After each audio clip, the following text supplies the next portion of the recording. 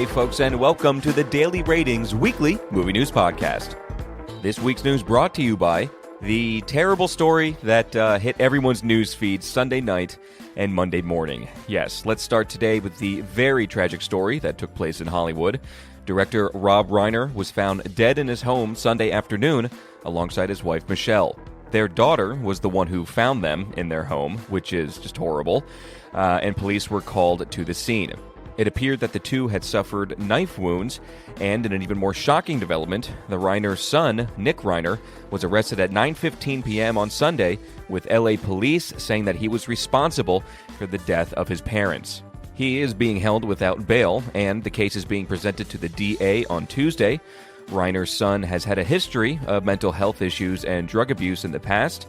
Rob and his son were seen in an argument at a holiday party at Conan O'Brien's house, and that must have only been the start of the argument, which carried over to the Reiner's residence.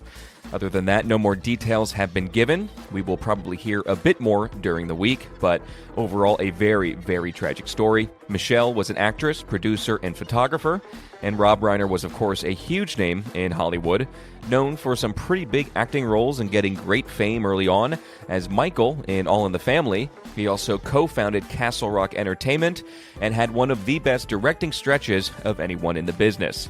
So from 1984 to 92, Reiner would go on to direct This Is Spinal Tap, Stand By Me, The Princess Bride, When Harry Met Sally, Misery, and A Few Good Men.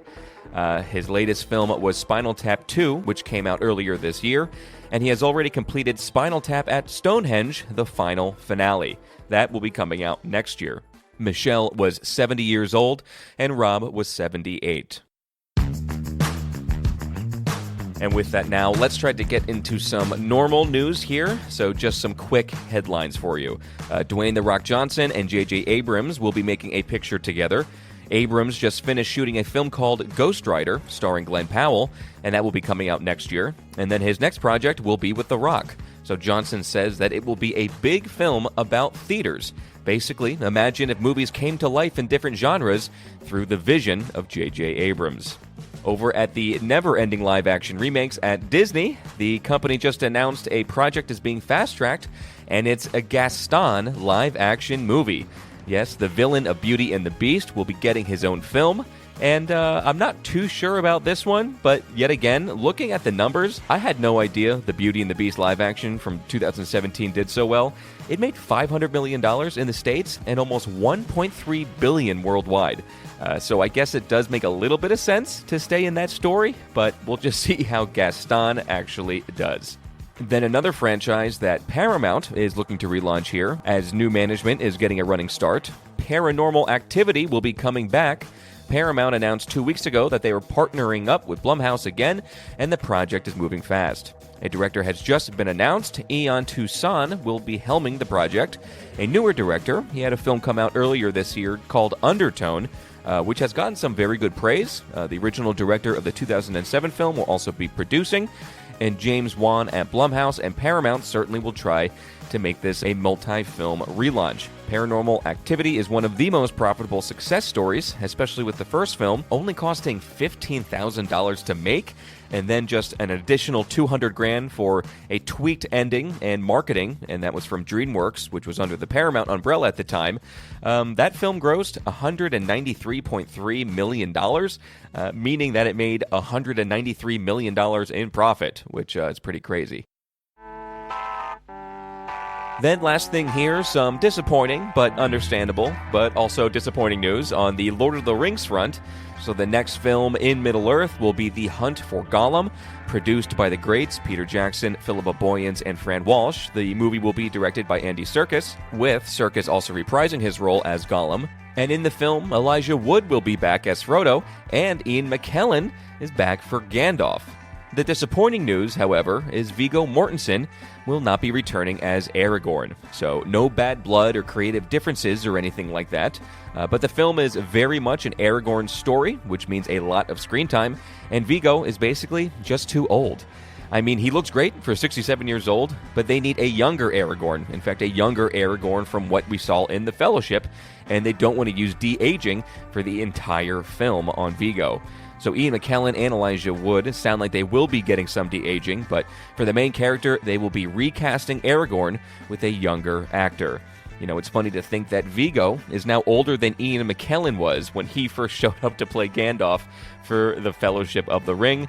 And it's funny that McKellen is still going as Gandalf, but oh well, let's just hope they take their time and really get a Viggo-looking guy.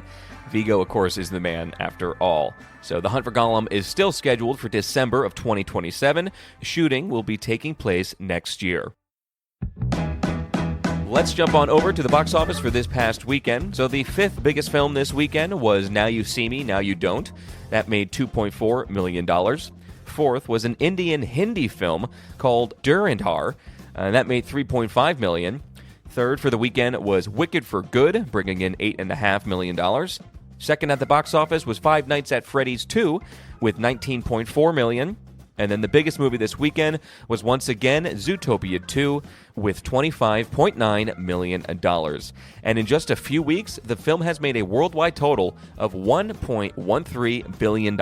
A very, very good run so far for that film.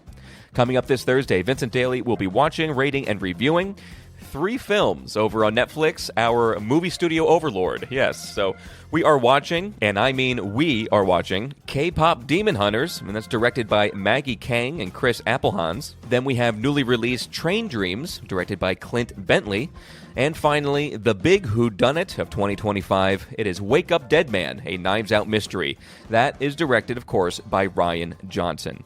But that's it for your weekly movie news here. We'll leave you today with a quote from a director, Peter Jackson. Because Guillermo del Toro had to leave and I jumped in to take over, we didn't wind the clock back a year and a half to give me a year and a half of prep to design the movie, which was different than what he was doing.